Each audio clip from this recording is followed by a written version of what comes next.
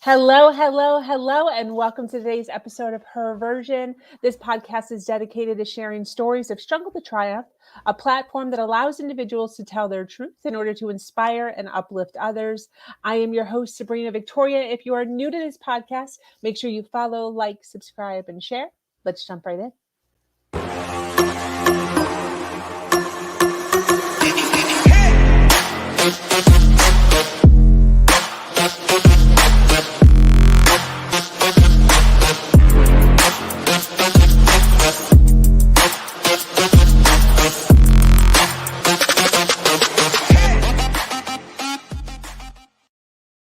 Thank you for joining us today for this episode of Her Version. The Her Version platform is built on storytelling and the understanding that many times our greatest learning experiences come from listening to other people's stories. Today, I am speaking with an amazing woman named Iman. Iman is here to share her story of narcissistic abuse. She is the author of a great written book called I Will Ruin Your Life, which exposes the abuse that was happening in her life behind closed doors. She is here to open up about how she fell into this situation, the PTSD that followed, and how she has started to face her story in order to heal. Welcome. Thank you. Thank you for having me. Did I pronounce your name right? Is it Iman? It's actually an Arabic name, so the correct pronunciation is Iman, Iman. but not too many people in the United States can pronounce that. So Iman, like the model that was married to David Bowie. Yes. Okay. Very cool. I saw somewhere that you had a name Anna. That was actually that was something that I used to use on Facebook. Anna Manstash is actually Arabic. It means I won't forget. So it was kind of like a pseudonym on Got Facebook it. that I used to use. Got it. Okay. I saw that and I was like, I wonder if she switched to an Egyptian name, for. No, actually, I was not born with this name because I have no Arab heritage at all. I was born in the United States to Irish and German heritage parents, and I actually had my name legally changed to Iman. No kidding. And And what does the Iman mean? it's Arabic and it means faith. Oh, I love that. Very cool. Well, welcome. Thank you. Thank you It's for nice to be here. Yes, thank you so much for taking some time out of your day to sit down with us and share your story. I know you and I have been in contact for a really long time now. You're an amazing author. I read your book a few months back, and it was absolutely beautifully written. And one of the things that I love the most about the book is how sympathetic you are to the narcissistic personality disorder. I really appreciated your viewpoint on giving him a little bit of grace, not letting him off the hook, but giving him a little bit of grace, because you realize that it is an actual disorder. So I would like to jump in though. I would like to jump in and kind of, hear your story and how the whole thing started. If you don't mind, I'd love to just open the floor to you. How old were you when you first got married? When you first got married, and then how that journey kind of led you into the arms of your narcissist. Okay, sure. So my first marriage was to another narcissist I got married back in 1993. I had no idea what narcissistic personality disorder was then, and I just thought the marriage didn't work out. This guy's just a jerk. I was divorced and I stayed single for over 10 years. I casually dated, but no serious long-term relationships. Wow. And then in 2006, I started to face a big financial crisis. I was working in the automotive industry at the time, and during this time, the recession was just beginning. The automotive industry was taking a huge hit, and I ended up losing my job. And I kind of had gotten tired of, factory jobs and minimum wage jobs, and I decided I needed to do something different with my life. And at that point in time, I became interested in the idea of teaching English abroad.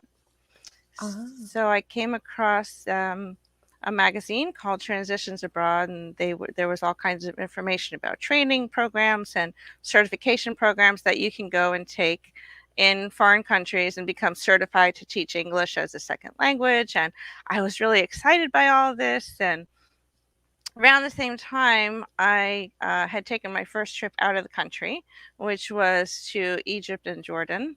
And I absolutely fell in love with Egypt. And I had made a lot of friends there. This was in the early days of Facebook. Facebook was just starting. I was connecting with tons of people. And they started putting the bug in my ear about, well, why don't you move here and teach English here?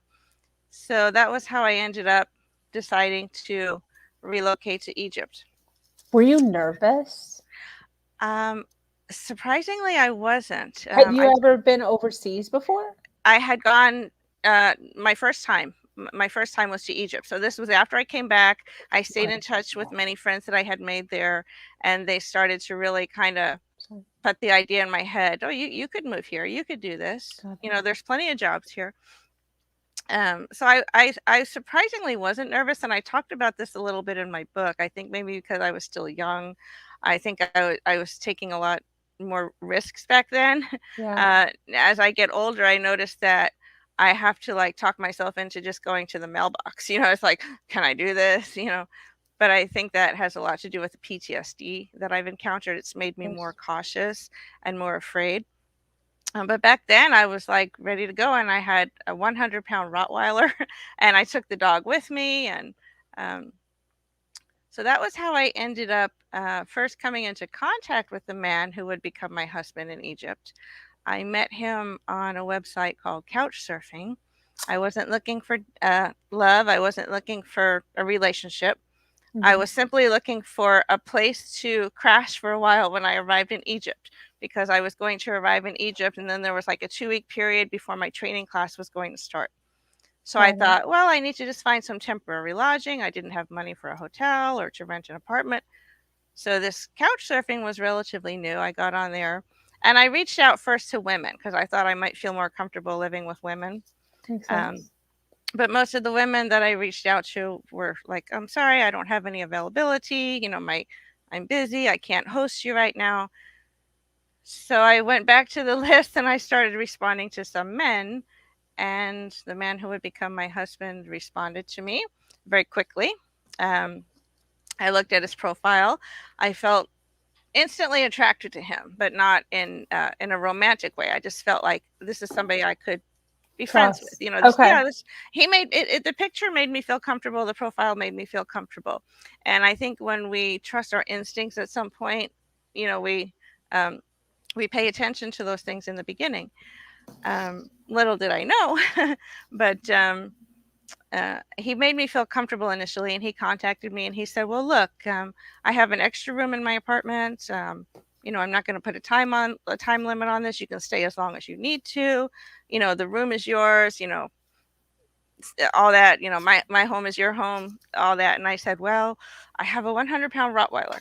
And he was like, oh, great. I love dogs. Bring your dog, you know, no problem. Wow. So I thought this is really unusual because most people in Egypt, due to the Islamic religion, they really don't like having dogs in the home. They have dogs outside the home.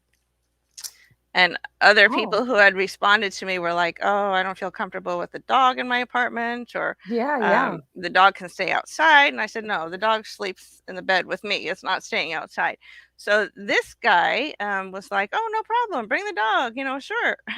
You know, so I was like, okay, this is good. This is a good sign. Yeah. So he was, incidentally, he already had a business visa to travel to the United States because he was working for a company which was based in Colorado. And I was living in Indiana at the time. I was closing out my life. I had lost my home. My house was foreclosed on. I had filed bankruptcy. I lost everything. So in December, my ticket to go to Egypt was February, Valentine's Day. And in December, I had made the contact with him on Couchsurfing back in May, and we kept in touch for nearly 6 months. He would call me occasionally. How are you doing? You know, how are the plans for the move going? You know, just I was like, oh, this guy's great. He's a nice friend. He's caring. He's interested in what I'm doing. He's being very cordial to me, very, welcoming. In December, he said, I have a business trip to go to the United States, and I would like to meet you before you come to Egypt. I'm going Okay. to Colorado. And I was living in Indiana at the time. And if you know anything about the Midwest in the winter months, horrible ice storms, it's really difficult to travel by vehicle, especially going through Colorado because the Yeah. highways are always closed.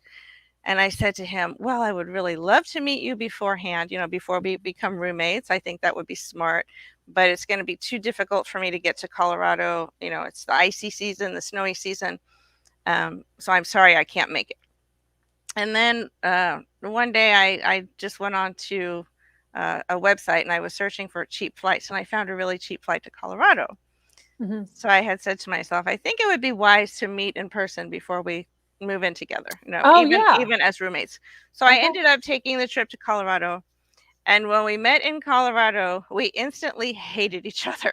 Um, we were um, we were arguing all the time, and he was acting very strangely with me, and these were the first red flags that I missed. Like, for example, the first night when I arrived, I put my bags in the hotel room. We went out to dinner, Okay. and he immediately started picking food off my plate, and he said to me, oh, you don't like broccoli, so I'm just going to eat that.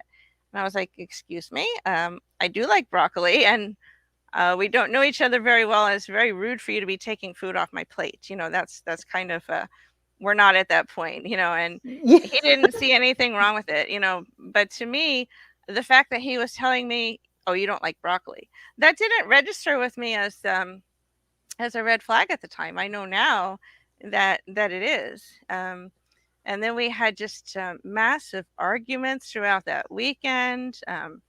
Uh, Over everything from trying to buy a bottle of wine on Christmas when all the liquor stores were closed. And he made me drive to like 9 different liquor stores because he didn't believe me when I said liquor stores are closed on Christmas Eve. We're not going to buy a bottle of wine today.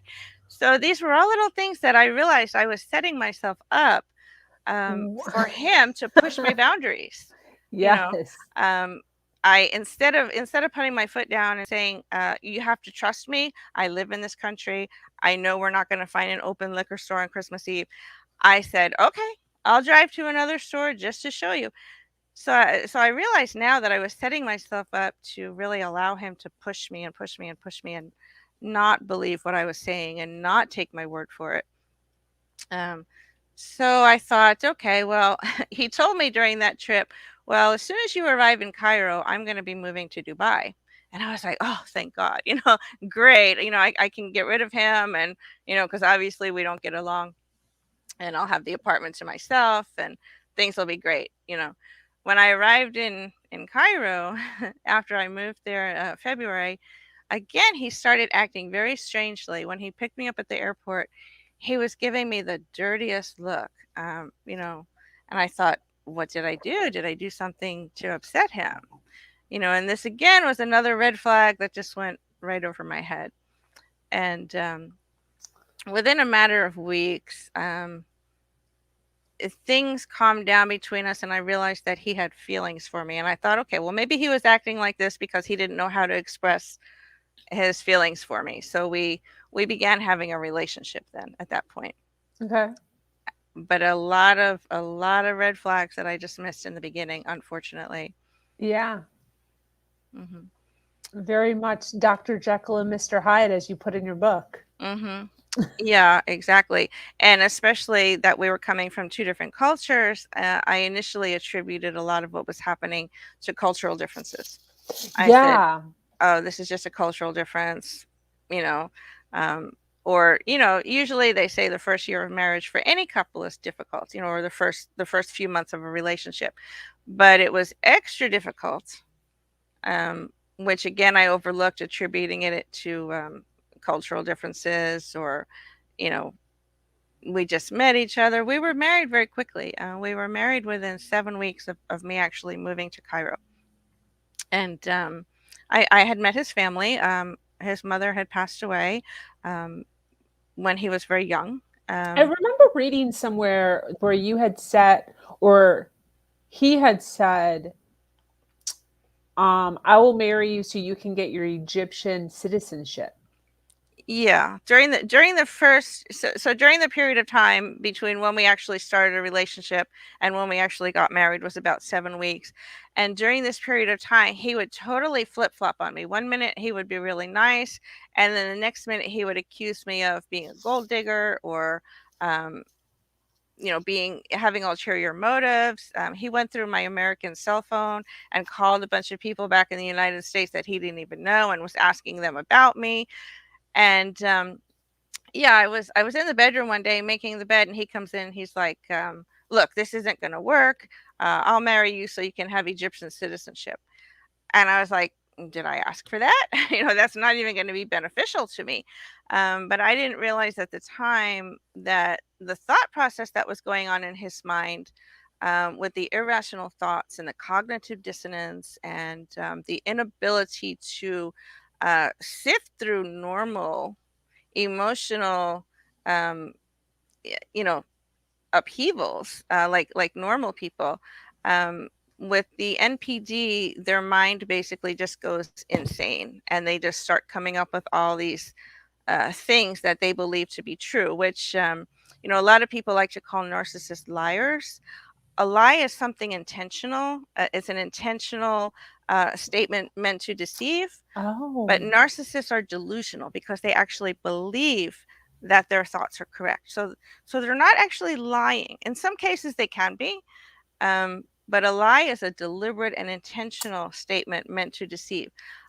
A delusion, which is what he was experiencing, was that, oh, this woman's out to get me. She just wants wow. my money. She just wants a citizenship. So for him, he was convinced that these things he was saying were true. And he didn't really understand anything wrong with his thought process or his logic. Whereas I was Wow. staying there going, what on earth is going on? What have I done? Why does he keep, in the morning he's nice to me, and then in the afternoon he's just totally flipped a switch on me. Absolutely. When in all of this, how long were you married, by the way? I don't remember. 8 years. 8 years. I remember you saying in your first marriage, you now know narcissist traits or disorder. Hmm. Um, so I assume you went into this one still not knowing what it was. When did you finally figure it out? Did you figure it out after you left or in the midst of it? I figured out, I was discarded by him in October of 2016, and I figured it out in the middle of 2017 when I Wow. started Googling, why am I having nightmares? And then I realized, like a light bulb went off in my head. So it was like, you might be a victim of narcissistic personality disorder abuse. And it was like a light bulb went off in my head. And then not only did I realize that my first husband was also a Right. narcissist and I thought he was just a jerk, so I divorced him, but also my stepmother, who had been horribly, horribly abusive. And I realized that I was about 48 years old at the time when I first heard of narcissistic personality disorder. I realized I had spent over half my life being abused by narcissists and not even knowing what it was. Wow. This is why I so appreciate women like you who are coming on and talking about it, because there just obviously is not enough information at this moment about it, because there's so many individuals who are just now, like within the last few years, and they've lived for so long having zero idea that there was actually abuse going on in the relationship. They just think that they're just hanging out with jerks, Hmm. like you said. Hmm. Um, I want to ask, during the 8 years, what was their turning point? I mean, what finally set you off where you said enough is enough and I'm going to leave? I didn't. What Oh, happened oh is, yeah, you discarded. Okay, so yeah, I was how did I that was roll? discarded. Well, in January of 2015, he became a U.S. citizen. Through In 2010, I moved back to the United States. In 2011, he came, and of course, he got the permanent status right away. You have to remain, in order to become a citizen, you have to be remain 3 years with the U.S. citizen before you can apply for citizenship. Okay. That's through marriage. And so in January of 2015, he became a U.S. citizen. The second he had his U.S. passport in his hand, he started acting differently towards me.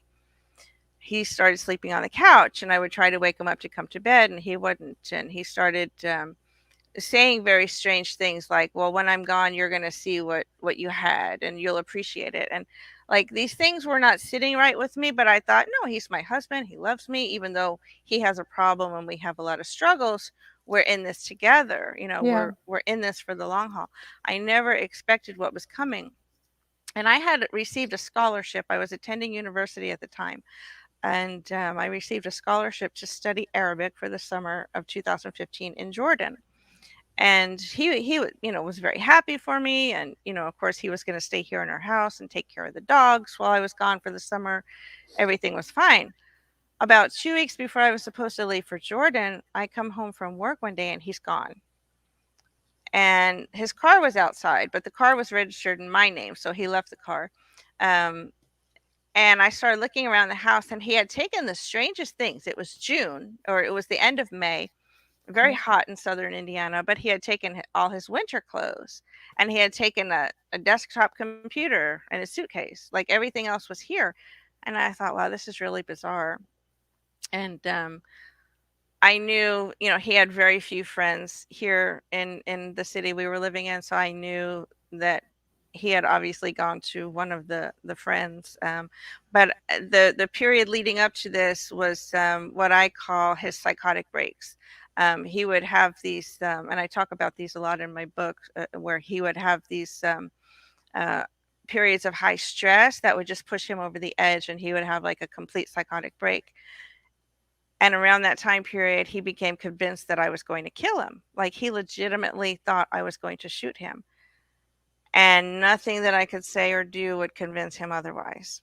He also became convinced that I was having an affair with an 80-year-old man who cut our grass.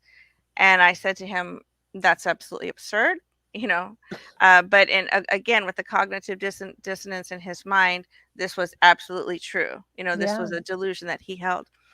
And so I came home and he was gone. So I start running around. I'm panicking because I have to leave the country in 2 weeks. I start going around trying to find places to help him because we don't have any insurance. We didn't have any insurance, so we couldn't get him the proper help. There were very few counseling centers around, and most of those that are income based are therapy, kind of, general counseling. They don't deal with psychiatric disorders, just for people that need to talk through problems. And this is not what he needed. So we were getting all the wrong kinds of help. I was running myself ragged, going all over town, trying to find, where can we get help? We have no money, we have no insurance. And of course, well meaning people who have no idea the severity of the situation were saying, oh, just go here, just go here. It doesn't work. So I ended up going to this domestic violence shelter. And I walked in there and I said, look, this is what I'm going through. I was very exacerbated. I was like out of breath. I like ran in there and threw myself on the woman's desk. And I was like, look, this is what I'm going through.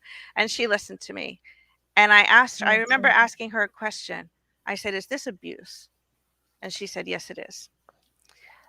And she suggested that I go to the domestic violence shelter. And I said, well, you don't understand. I'm not being hit. I don't want to take a bed away from somebody who needs it more than I do. I said, my life is not in danger. I'm just miserable. So even though it had become clear to me at this point that it's abuse and it was having an effect on me, I still didn't see the need to leave. I still didn't see the need to leave. I was still more concerned about getting him help. Wow. And finding someone to help him. Wow. Look at that. So with that, I think first, at this point in the story, he hasn't hit you. But I remember He's never hit me. I Well, thought there was a one time it was kind of like when you smack someone in the face when they're acting hysterical, Mhm. and you smack them in the face to wake them up. There was one time in the beginning of our relationship in Egypt when I was pushed over the limit. Like, I had no idea what was even happening, and I started reacting like a crazy person to the accusations, to the uh Yes, I can the relate. all the threats, and I just would flip my lid regularly and start screaming at him like, "What's wrong with you?" And he was like, "Look, you see, you're crazy. You're crazy. You see, it's you."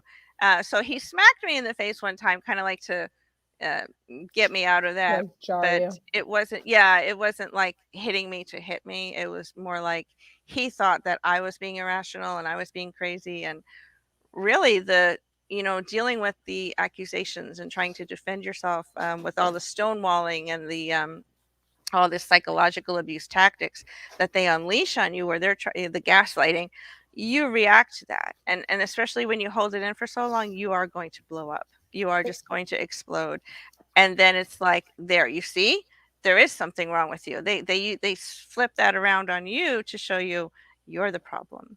Exactly, exactly. And that's one of the most frustrating things about this sort of abuse is many times the person who's being abused is the one that looks irrational, Yes. Yes. which is just so frustrating to me Hmm. because we're the ones that are getting emotion, like we are the emotional ones. We're the ones that are being emotional, and Hmm. the one that is like stone cold and standing tall and Hmm. speaking correctly Hmm. is the one that looks not crazy. Exactly. And And yeah, and I remember earlier this year, watching the Gabby Petito video footage from when she was pulled over by the police. The second she rolled down that window, I was like, oh my God, I know exactly what she's going through. When I saw the look on her face and I saw the way he was acting, I was like, oh my God, please somebody recognize this, yeah, because I know exactly how she feels. a hundred Um, percent. and she was saying, it's my fault, I have OCD. She began turning everything that he had gaslighted her with around and Yep. saying, yes, this is me. I didn't do that. I fought tooth and nail against the accusations because I knew better, but it's just as bad. If you Yeah. believe the gaslighting and become convinced that you are the problem, it's just as bad as trying to fight against it, because you might as well be talking to a wall. Either way, you lose. Either way, you Literally, lose. it Yes. doesn't even matter. Yeah, they'll Hmm. find a way to turn it somehow. I do want to go back though. You were talking about the discard. Hmm. So, how did that happen between contact and kind of Hmm. no contact? Okay, so going back to the summer of 2015, I'm 2 weeks away from flying over to Jordan for the summer, on a scholarship to study Arabic, and I come home and he's gone. Um, well, lo and behold, I found out a little bit later that one of his friends, he had called one of his friends and said, "Look, she's going crazy. She's going to kill me. You have to come and get me out of here." And he had recorded me on his phone, like yelling and screaming and getting hysterical over. Uh, the gaslighting. So his friends believed him, and they even called the police and were like, "Oh, she's threatening him." But I had never threatened him. I was just Wow. basically like, "What's wrong with you?" It was like one of those. But so he had his friends convinced that I was a raging lunatic who was going to kill him, and they came and took him out of the house, and he was staying with one of his friends. So I ended up making alternate arrangements to have my dogs taken care of, and I ended up going to Jordan. And I had to. I This was a scholarship from the United States government. I could not get out of this, or I would have to pay back tons of money that I didn't have. So I went to Jordan, and about 6 weeks. I was supposed to be there for 12 weeks. About 6 weeks into my trip, I get an email from him with the headline, "I am sorry." And I thought, oh yeah, here we go.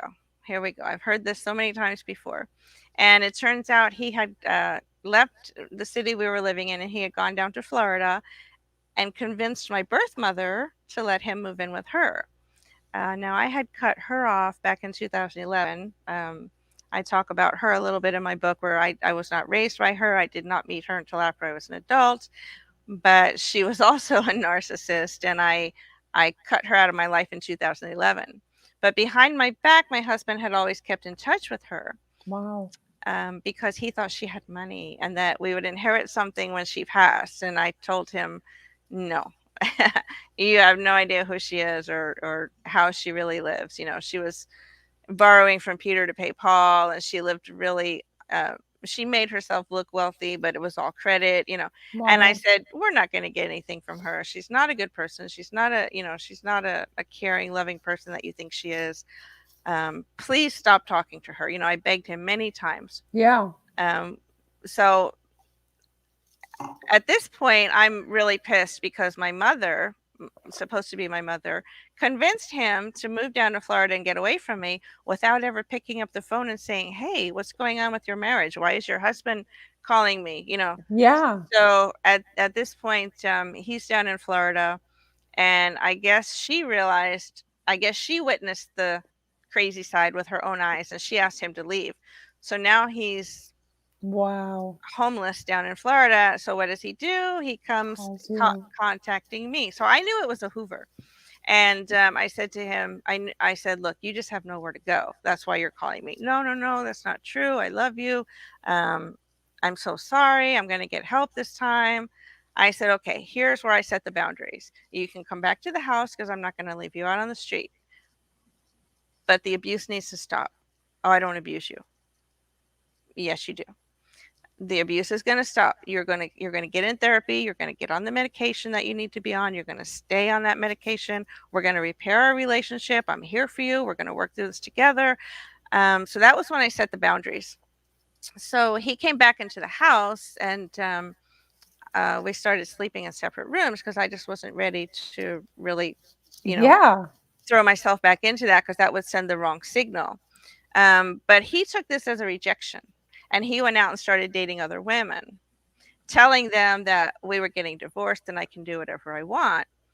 And so he was pushing me every day. He would come home and come home from work and basically push me to a point. He would say things like, I don't know why you're hanging that shelf. I'm not going to be here that much longer anyway. And he was pushing and pushing and pushing all the buttons because he knew that it would make me Got flip it. out again, Yeah. throw him out, um, and then he could look like the innocent the innocent one. Got it. So he railroaded me to file a divorce. I did not want a divorce. I wanted us to work this out. I wanted him to get the right kind of help.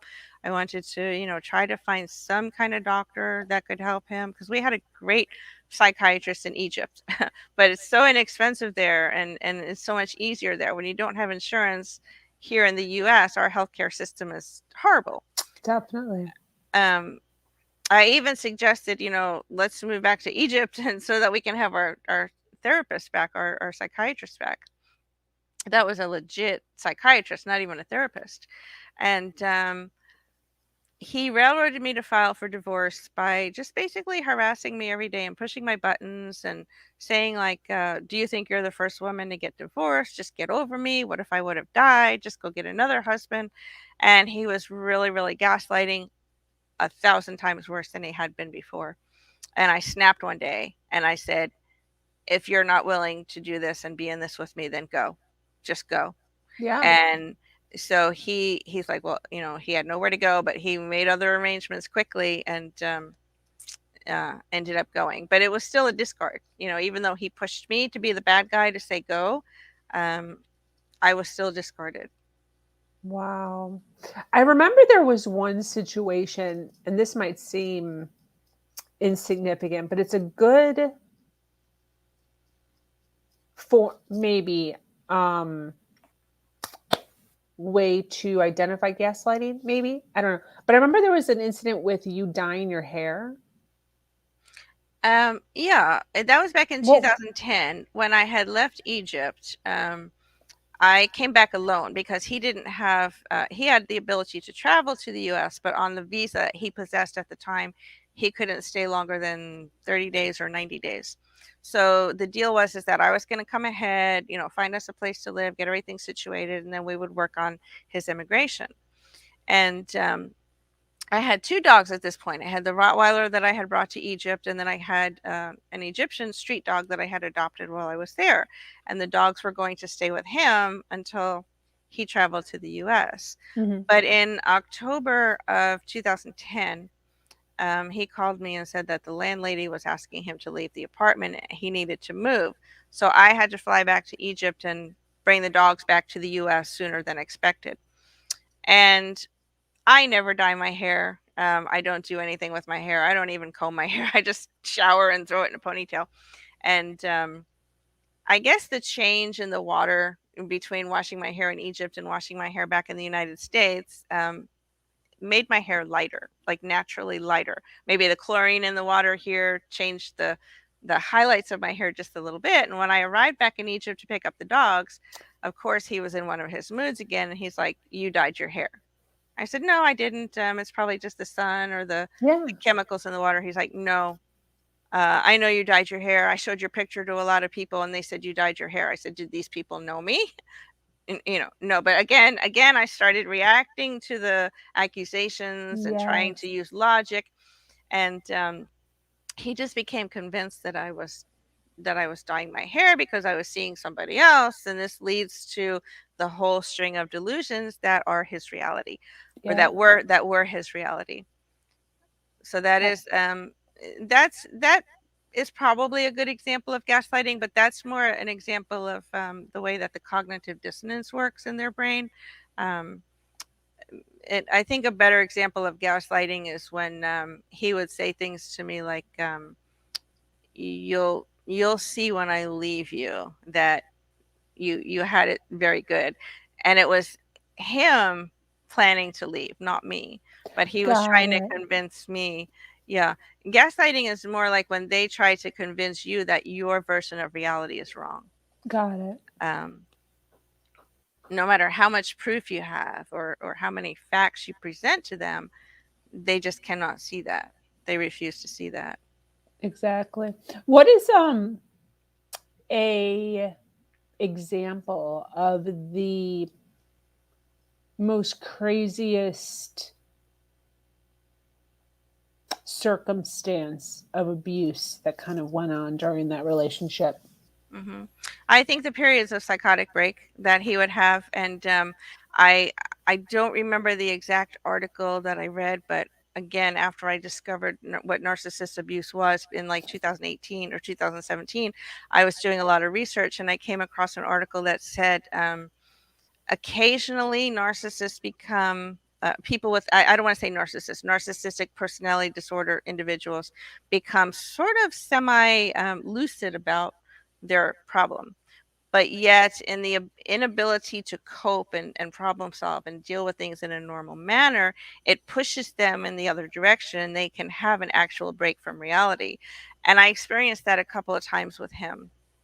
um, One time that I remember specifically, well, other than the time he became convinced that I was going to kill him, Yeah. that was definitely a break. There was another time when he had been acting very crazy. He had a job interview, and he had been acting very crazy in the days before the job interview. So I said, "Okay, I'm going to go with you. I'm going to wait out in the car. I just want to be nearby." And he was like, "Okay." The whole way that we were driving to the restaurant, because he was going to meet the recruiter in the restaurant, he was yelling and screaming at me and saying crazy things. And he said, "The words on the paper are moving." And he was just saying really crazy things and yelling and screaming at me. And I'm a horrible person. Um, I don't have any manners. I don't know how to get along with people. I'm never going to find a job the way that I am. He was just totally laying into me. But these were all his insecurities and his fears that he was projecting onto me. And we got to the restaurant, and then he called the recruiter and said, "Oh, my wife is with me. Is that okay?" And the recruiter said, "No, I prefer to interview you alone." So he turns to me, and I was a horrible person because I wanted to wait out in the car. But the second the recruiter came around the corner, it was like, whoosh, he Yeah. he was, and that was the moment that I realized he can control this. He can Yes. control this in front of other people, because he was. Yes. I think I said in my book he was 50 shades of crazy with me in the car, but the second the recruiter came around the corner, it was like zoop, like he totally flipped a switch and became a different person. And that was in like 2015, 2014, I think, right before the citizenship thing. Um, no, it was 2015, like right after the citizenship thing, between January and um, June. So I realized at that moment, I remember like sitting in my car screaming at the top of my lungs, like literally people I had all my windows up, but people across the parking lot were looking, like, Totally. because I just had to let that out. I was just screaming. I was so frustrated. And I kept saying, he can control this. He Yeah. absolutely can control this. It was like a light bulb moment for me that I realized what I Yeah. was dealing with.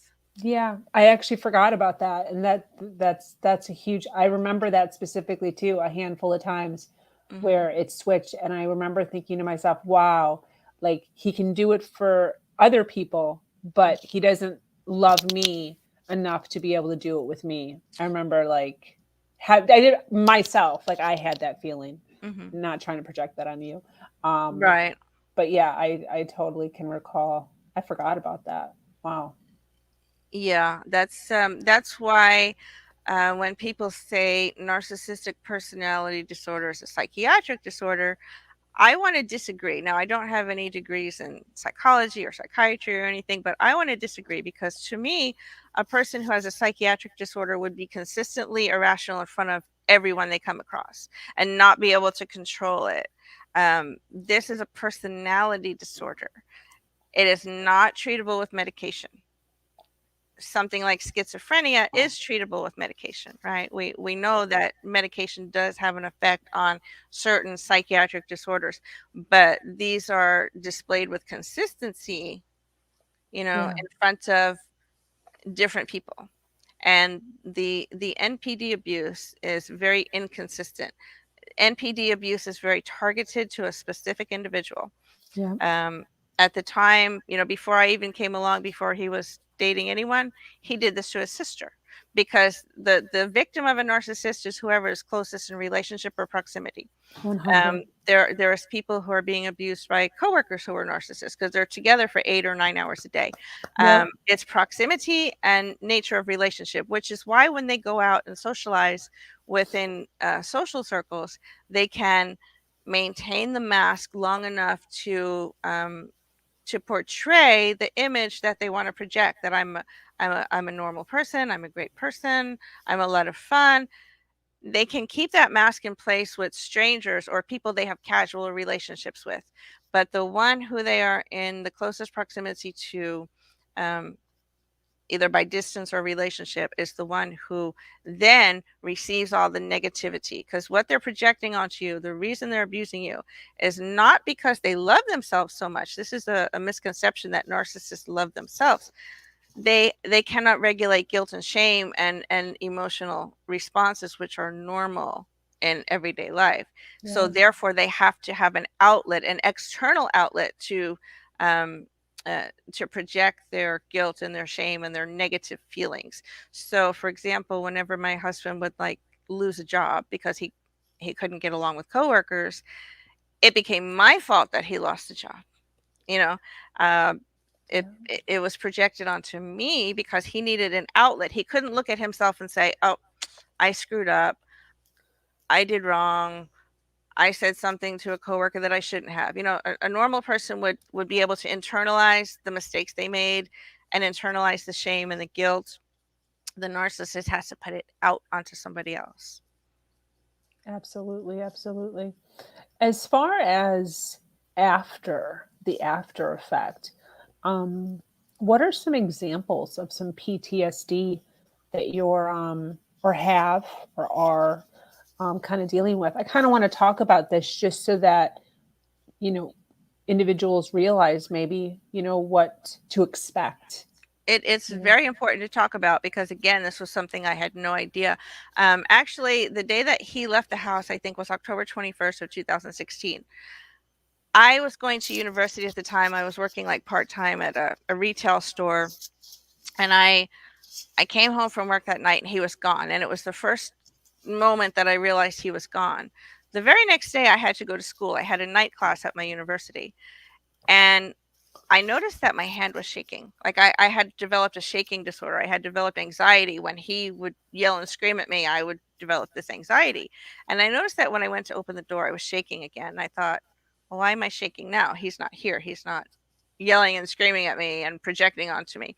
Yeah. Um, and I opened the door and I got in my car and I suddenly became terrified to be out in public, to be out on the street. I thought everywhere that I went, he was going to see me. So I was like literally driving to my university, which is only like a 10-minute drive. And I was like, looking at all, every time I stopped for a red light, I was looking around. Do I see him? I parked my car and I would like duck behind cars to run into the building. I was like, what is going on? This is very unusual. And that night also, I started having nightmares, horrendous nightmares, seeing things that are just totally unearthly. Like I would see like the worst kind of animals and mutations of people and things. And the only other time I've heard about people experiencing dreams like this is in near death experiences, when they have experienced hell instead of heaven. When you talk about people experiencing near death experiences who have gone to hell, they often talk about seeing these unhuman, just really I've never heard of that. yeah. I'm gonna look that up. Wow. There's these demonic things. Like I would just see these things, and Oh my I was hearing voices, I was hallucinating, and I was having nightmares steadily for 2 years. I had nightmares for 2 years. I became really afraid to leave the house, like literally. Um, I became unable to cope with anything. I remember being in my, I had like one more semester to go to get my master's degree, and I was sitting in my advisor's office, and the only class that was available for me to take was an English literature class, and I hate English literature. And I remember screaming at her, "I can't do this class. I can't read a book. I can't." I'm like, "You don't understand." I was yelling and screaming at everybody. I couldn't cope with normal everyday things. I couldn't go shopping. Um, so I started self-isolating. I quit my job. I started doing an online work from home job, and I didn't leave the house for close to 2 years. I mean, other than to Wow. go and get, like, I could go out. It came to a point where I was able to go outside, but I no longer socialized. I lost all my friends. Um, if I go outside, I always tell people I'm not agoraphobic. I'm not afraid to go outside, but I just don't want to be in social settings anymore, or interacting with people. So it's affected my ability to work. It's affected my cognitive functioning. I was telling you earlier today that I can't, like, even trying to figure out like the difference in the time zone between my state and California. It's like, okay, wait, is it 3 hours before, 3 hours after? Like I get so confused with cognitive functions. Definitely getting forgetful. It's affected my health. I gained a lot of weight without eating, which I found out Wow. later is visceral weight gain from stress. When we're stressed, we tend to gain weight uh, even without eating, overeating. Um, so there's been a lot of things that are still affecting me even 5 years later. Wow. Have you noticed a change? Have you noticed a change in that? Like, is there any hope for people who leave? Does it kind of subside as the years go on? What does that look like? I follow a couple of groups on Facebook, which are full of women who are in the same situation as me, who are also discarded.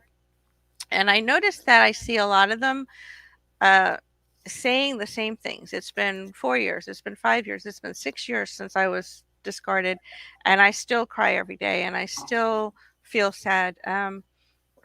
So I think it really depends on the person. But my unofficial theory, my unscientific theory, is that the older you are when this happens to you, the harder it is for you to recover. I noticed the people who seem to be bouncing back and getting into new relationships are in their 20s or Yeah. maybe early 30s. Yeah. But I was 48 years old when I was discarded. For me, this was my start over relationship, because I was 40 years old when I married him. It was my second marriage, so that was my start over. Got And it. so I don't feel, for me, like I'll never have another relationship again, and it's not like an intentional thing, like, oh, right, I hate men now. It's not that at all. I just don't have anything left inside of me. I feel like I was drained emotionally. I was drained physically. and I don't feel that there's any hope for me. I mean, I live, I breathe, I get up every day, I eat, I drink coffee. I'm obviously still living, but at some point, I feel like I'm watching a movie when I see other people. Like if I go out and I sit alone in a restaurant and I'm watching other people living normal lives, I feel like I'm watching a movie. I feel like I'm in a virtual reality that I'm not really participating in anymore, but I'm just there. And a lot of other people on these Facebook groups have noted feeling the same way, that they feel like they're in an alternate universe, in a virtual reality, and no longer part of this world. Wow. Do you think that there has been a change in how much you trust yourself or your intuition? I trust myself very well, because I also have a psychic ability, a very strong psychic ability, which I talk about in my book. Unfortunately, a psychic can very rarely read for themselves. I can read other people, but I do trust myself. Yeah, But at the same point, I find myself trusting people a lot less in general, um, makes sense. not just men, but everybody. I feel that there's no need to really invest. In starting a relationship or a friendship with someone, because it's just going to end up, you know, um, hurting me in some way. That's kind of so. I feel like I trust myself because I resisted that gaslighting so strongly. I didn't fall for any of it. I didn't believe any of it. It's awesome. So I feel like I trust myself, but I don't trust others.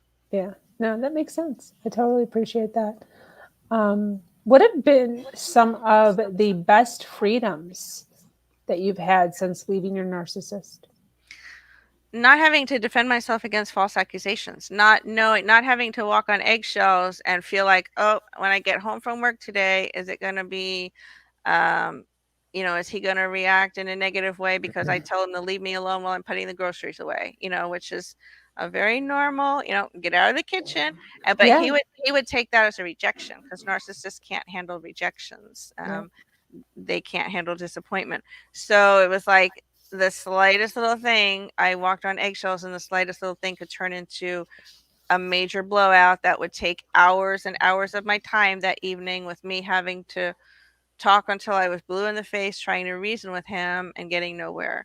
So Very not true. having to deal with that anymore is a really great feeling. And we are still in contact. I went a very long time with no contact, but I was hoovered again. I was hoovered last year, and then I was dumped again within 7 weeks of another apology and another promise. I was dumped again, but now I have the power to hang up the phone, and I hang up on him. I don't, if he starts talking in a way or behaving in a way that's making me have flashbacks or get uncomfortable. Goodbye. I'm not talking to you. It's awesome. That's Mhm. awesome. So, what made you write a book? You are an author. Show us the book. Yeah, so this is the book. So I will cool. I will ruin your life. And what does the title mean? The title is actually something that he said to me a week before we were getting married. I was walking through the living room one day, um, going to get a cup of coffee, and he was sitting in this recliner that he had in his living room, and he had this like ashen stone look on his face. I walked by him, and he said, "Don't marry me. I will ruin your life." And I just froze, because I thought, like, has this ever happened in the history of marriage, that a husband says that to their wife a week before they were getting married? Again, another red flag that I just kind of let go over my head. I thought it was just nerves. So I sat down and talked to him, and I was like, it's okay. Everything's going to be fine. You're just nervous. And then it went away. That moment, that fleeting moments of realization passed. And I found out later about another woman that he had been engaged to in another country. I found out later a lot of the things that he had said about her were exactly the things that he did to me. He told me how crazy she was and how she would throw him out of the house and lock him out. And at the time, I thought, well, I don't know her, but I also know that women don't go crazy for no reason. So there was a little bit of doubt in my mind that the things he was saying about her were true, but I gave him the benefit of the doubt because I wasn't there. I Yeah. didn't witness their relationship, but Yeah. now I know. um, but I guess he was having, I guess, that fleeting moment of lucidity. Remember, occasionally they have a moment of lucidity. And in the moment of lucidity that he said that to me, don't marry me, I will ruin your life, he was having his own remembrance of what he had gone through with this other woman and how he had done the same thing to her and ended up losing her. She was the smart one.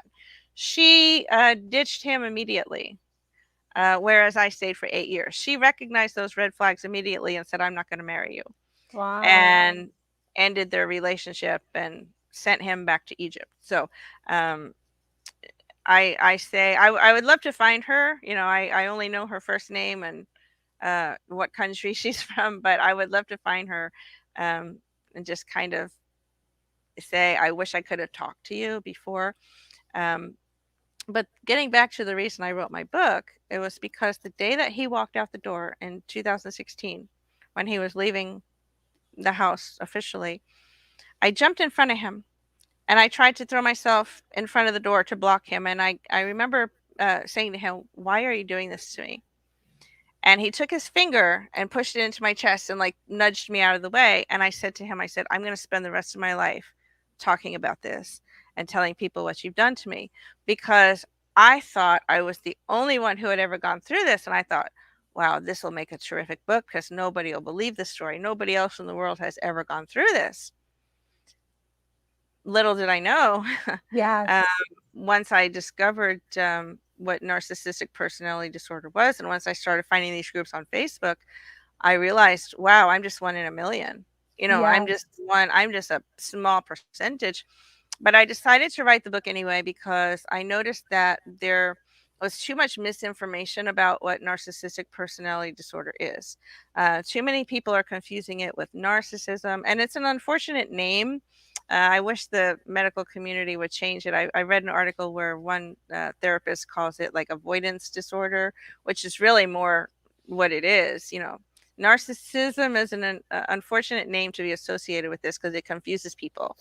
And there's so much misinformation. People equate narcissism with zodiac signs or watching pornography. And, oh, did your narcissist do this? Did your narcissist do that? Now, narcissism is on a spectrum, so it can present differently, Yeah. but it's also pathological. That's why we all have similar experiences. When victims talk, we all have the gaslighting, we all have the, a lot of the abuse, the emotional abuse, the verbal abuse, because it's pathological, but it does present differently. So the reason I wanted to tell my story was to present it in a way that would help others understand what it truly is, Hmm. um, to really clear up some of the confusion and misinformation. And I never try to speak. I get a lot of people that contact me and they want me to say, this is what my husband or my boyfriend does to me. Is he a narcissist? And I say, I can't answer that because I can only talk about my experience that I went through. I can't relate that to what you're going through, and I can't say yes for sure. I mean, I wouldn't do that anyway, but it's really hard to diagnose, Yeah. because narcissists are really great at putting on that mask and going into therapy, and then all of a sudden after a few weeks they feel all better. When things get back to their version of normal, they Yeah. no longer see the need to remain in therapy. So this is why it's so hard to diagnose. And then of course I walk in there looking like the crazy hysterical one, Hmm. you know Yeah. just just like Gabby Petito looked like the crazy hysterical one. um, so it's so hard to diagnose, and I felt like telling the story would, in the form of a memoir, um, make people see parts of their relationship maybe that are similar, or maybe make them think, oh yeah, this is happening to me, or yeah, that, I experienced that. um, Definitely. I will say, I didn't even, when you just held up that book, I didn't realize how thick the book was because I read it Kindle oh version. yeah. It's I read that in like a day. really. I'm not even kidding. I literally started, I think I think my leg was broken. But I started in the morning. Like you had sent it to me. I think I didn't read it for maybe 3 weeks or so. Hmm. And then I was like, okay, I had it in my planner to like read it before our original podcast date. And I had planned it, few couple weeks before or something because I wanted to be fresh in my head, and would give me time to read like a little bit each day, you know. So I started it in the morning, and then I literally didn't put it down. Mm, Like I ate breakfast, lunch, and dinner, and read the entire thing. Took notes, mm, and it was so well written. Not to say that I didn't think it was going to be, but you know, a lot of times, like you're just like me, like just a person. mhm. So you know, I was like, oh, it's just going to be like a cute little book, like a little blog or something. But it was amazing. Like you had the beginning of. Did you have like descriptions or definitions? You like described or explained stuff in the beginning? I tried to keep it in total memoir form, but at the end of each chapter, I would try to self-reflect in retrospect of what I know now that I didn't know at the time. I also went back to my childhood and talked about how I was abused by a narcissist Yeah, stepmother, and how that set me up to not have the strong boundaries. Because the yeah, example that I saw my father was also an empath like myself and was being abused by his narcissistic wife, my stepmother. And I realized at the time that because of seeing my father stay in the marriage no matter what, that was the example I had to follow. yeah, Had my father said to me, "Oh, this woman is crazy. She's abusing you. She's abusing me. Let's get out of here." I probably would have had a little more sense by the time I encountered the narcissist to say, no, I'm not sticking around for this. yeah, But I had never learned how to set boundaries because I was never taught to, because I saw that happening within my family as a child. And this was another reason why the PTSD hit me so hard, because it was what they call Cptsd, which is complex post-traumatic stress disorder, which is the repeated exposure to the same trauma at different times. I actually just found out about that like last month. So Mhm, thank you for bringing that up. I've never even covered that topic on here yet. mhm. So thank you for the reminder. Yeah. So when the PTSD hit me after what I went through with my husband, it was probably more intense because it brought back all those memories from the childhood. Absolutely. Yeah. So my book is broken down. I didn't want it to be, there's so many books out there like how to get over a narcissist or how to recognize a narcissist. But again, you can't write a book and say this, and this is narcissistic personality disorder, because it presents in so many different ways. So I thought in memoir form would be better. And I didn't want to have like a lot of descriptions in there, like scientific or medical descriptions. I tried to relate it through my experience Got and it. say, "Oh, this was gaslighting, or this was Yeah. projection." Um, and I looked very critically at myself and my own Yeah, behavior. you And did. I'm really glad that you've realized, or that you noticed that I was very fair to him, Yeah. because at the same point, I wanted to be fair to him. It wasn't a book to bash him, although he thinks it is. He thinks it was. He thinks that it's just my intention to bash him. It's not at all. I do feel sorry for him and not sorry at the same time. I feel very sad. Um, for somebody that goes through life really with this intense struggle inside of themselves that they can't break free from. Again, it's not a psychological thing where a pill, is going to fix it. It's not a chemical imbalance. It's not anything like that. It's all comes down to you've got an individual who's stunted in their emotional development, usually Yes. somewhere in toddlerhood or early childhood. Yes. So they didn't learn proper coping skills. They cannot regulate shame, guilt, and emotional feelings. So Absolutely. it's got to be very difficult to go through life like this. I mean, I do have a lot of empathy for him, but at the same time, knowing that it's something he has been made aware of numerous times by myself and by his psychiatrist back home. He's had more than enough opportunity to do the right thing and deal with it, which is years of intensive cognitive behavior therapy. He's got to learn how to change his thinking process and get rid of these irrational thoughts. He's got to learn how to change his behavior in certain situations. He's got to learn how to internalize his feelings instead of externalizing them. So I could forgive him if it was like a complete surprise and he was in the dark about this, but he's more than aware that he has it, and he's more than happy to continue to exist like this because it's easier for him to discard people out of his life every 2 or 3 years if he has to.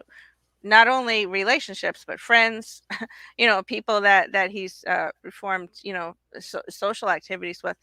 Throw them away and start over. Throw them away and start over.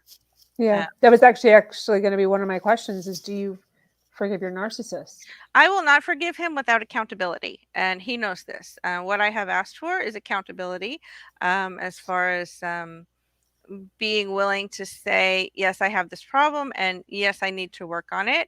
Yes, I will let you help me work on it without thinking that you're trying to control me or you're trying to change me. Um, None of that. So, accountability, a sincere commitment to following through with real change. And I'm not saying perfection. I understand people stumble, people fall, and that's totally fine. But when you make an apology, and it can't just be empty words saying I'm sorry, you have to actually change the behavior and stop doing the same thing over and over again. Yeah, So I will not forgive him without accountability and change. yeah, I totally agree with that. That's awesome that you are even setting that boundary up because so many people don't. So I appreciate that. And I appreciate you saying that. Mhm. Um, what are 3 things you've done to start healing? Well, one of the things that I said in my book is that this is not a book about how to get over a narcissist or how to fix yourself after getting over a narcissist, because I don't have those answers. I honestly have no idea where to even begin with that. I think with the stages of grief and the stages of loss that we go through, and it's a legitimate loss and it's a legitimate grieving process. Everybody goes through that differently. Um, some people progress more quickly. I think for a long time I tried to stay no contact, and that was one thing that was helping me. But at the same time, I always felt the need to write those long paragraphs of how you made me feel and send them, which Yep. ended up being a mistake, because for me, that was the only thing, that was important, is recognizing how it made me feel. Yep. And somebody needs to hear this. You need to realize that you hurt me. Yep. And at some point, I realized that nothing that I say is going to matter, and I had to realize that I have to let it go and realize that he has to be accountable for his actions in this life. You know, um, when we leave this earth and we face the next life, we have to be accountable for everything that we've done here, and that gives me a little bit of peace. Knowing that. Um, Maybe he's not being held accountable now. Maybe I'm not getting my vindication, I'm not getting my feelings validated, but at some point he's going to have to face it. Yeah. um, so trying to stay no contact has helped me. Definitely being in a peaceful situation where there's no arguing has been very beneficial to me. Learning how to walk away from toxic people faster has helped me.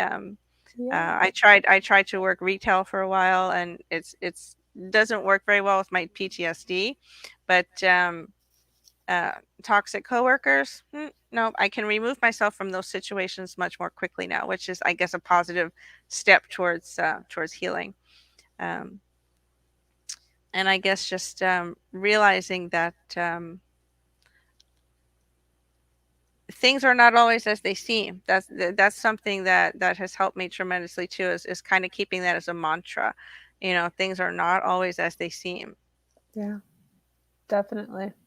100%. Well, listen, I so appreciate you coming on. Your book is brilliant. So Thank you. well written. I'm so proud of you. There are so many women that I've talked to who have endured narcissistic abuse of some sort. And so many of them want to write a book. Um, and I so appreciate speaking to you who has actually, taken the steps to do that. I think that it's absolutely brilliant. I think that more women need to know about this, read about this, see the signs that are in your relationship that can be related to their relationship. And it gives hope to people who are in those relationships, and it gives hope to people who are out of those relationships, Yeah. to give us a like viewpoint of I'm not crazy. Yeah. Like this woman went through so many things, like so many things that you wrote about Hmm. were like direct. I was like, wow, so similar. And it made me feel good. Like it made me realize like, and granted, I'm out also years, but still there's a part of us, like you were saying, of like, am I the crazy one? Like you're told we're crazy for so many years. Right. There's still a part of us sometimes it's like maybe I'm not. But then reading your story, comparing it to my story, brings me the realization that like we're not nuts. There's just these Right. people that are on the earth that just are different, that are different, Hmm. and that bring out that side of us, and make us act a little irrational, make us act a little irrational. So the book is I Will Ruin Your Life. Yes, I Will Ruin Your Life: The Invisible Scars of Narcissistic Abuse. And where can people find it? On Amazon. It's exclusively on Amazon. It's available on Kindle Unlimited also. Awesome. So if they just Google on Amazon I Will Ruin Your Life under the Hmm. book section, Yes, it'll under the pop books. up Yes, I Will Ruin Your Life. The Invisible Scars of Narcissistic Abuse. I Yes. absolutely love it. Thank you so Thank you. much for coming on. I do want to ask you one question as Mm. we close up. Last question. What advice would you give to a woman that knows she's living with a narcissist but can't seem to climb her way out of the grip of her abuser? Mhm. I think what she's going to have to realize if she wants to try and remain in the relationship is that she has to sacrifice a lot of herself in order to keep the peace.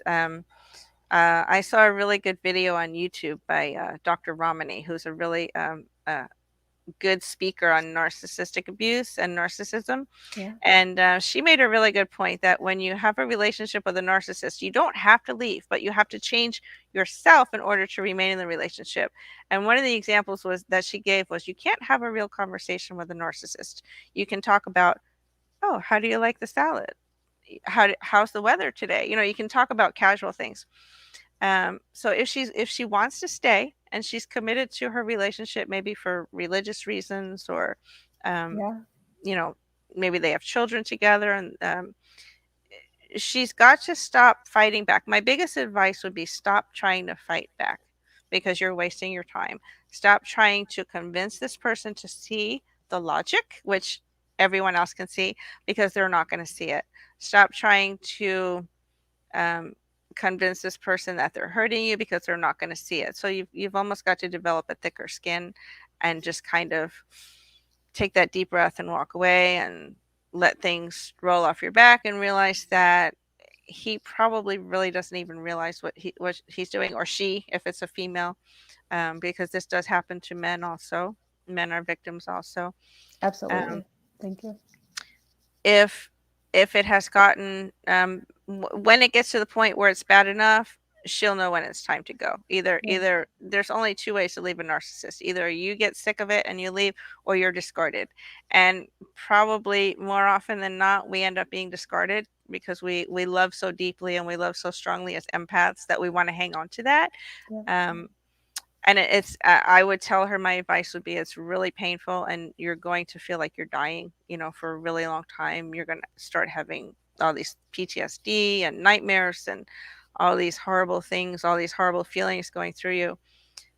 You will feel like you're dying, but you will be much more at peace. Yeah. Absolutely.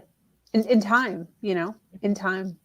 I remember when with mine, I mean, I felt a sense of relief within days, just lighter, of no yelling, just calm. Right, right. Not having to walk on eggshells that any little thing you say is going to set off that argument. So it's unfortunate you can't have a deep, because narcissists only exist in the moment. When they say they love you, they're not lying, but they love you right now.